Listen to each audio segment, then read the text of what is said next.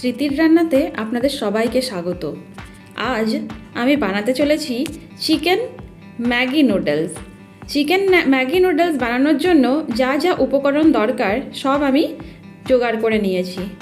এবার আমরা সবথেকে আগে কড়াতে রিফাইন্ড অয়েল গরম করে নেব। এরপর এর মধ্যে লম্বা লম্বা পেঁয়াজ, ক্যাপসিকাম কুচি দিয়ে দেব। আপনারা চাইলে বিনস, গাজর এগুলো ব্যবহার করতে পারেন। আমার কাছে যা ছিল সেটা দিয়েই আমি এই রেসিপিটি তৈরি করব। এরপর এর মধ্যে পরিমাণ মতো আদা, অল্প একটু রসুন বাটা আর একটু কাঁচা লঙ্কা বাটা দিয়ে দেব। যেহেতু আমি এটা চিকেন দিয়ে তৈরি করছি তাই জন্য এটা আমাকে দিতেই হবে। তারপর এর মধ্যে বোনলেস চিকেনগুলো ছোট ছোট পিস করে আমি দিয়ে দিলাম। এরপর পরিমাণ মতো নুন দিয়ে দিলাম। তারপর এর মধ্যে সামান্য গোলমরিচের গুঁড়ো দেব আর চিকেনটাকে একটু ভাজা ভাজা করে নেব।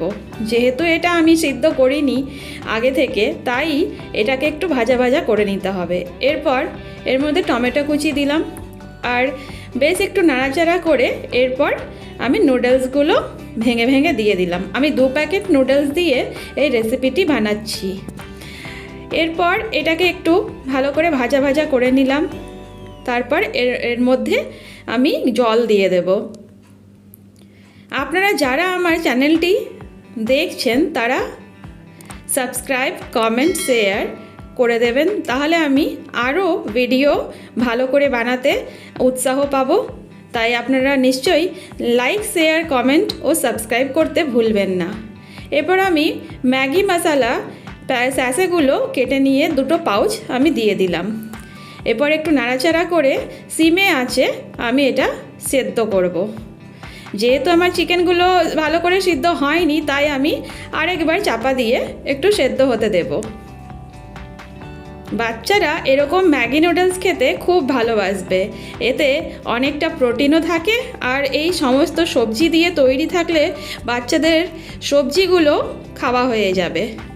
এমনিতে তো বাচ্চারা সবজি খেতে চায় না, তাই এগুলো খুবই ভালো বাচ্চাদের জন্য। এটা ডিম দিয়েও করা যেতে পারে, কিন্তু চিকেন দিয়ে করলে বাচ্চারা আরও ভালোবাসে, কারণ চিকেনটা প্রায় সব বাচ্চাদেরই খুবই ভালো লাগে। এই যে চিকেনগুলো সেদ্ধ হয়ে গেছে। আর কি, এই চিকেনের আঁচটে গন্ধটা যাবার জন্য আমি এই শেজওয়াইন চাটনিটা ইউজ করলাম।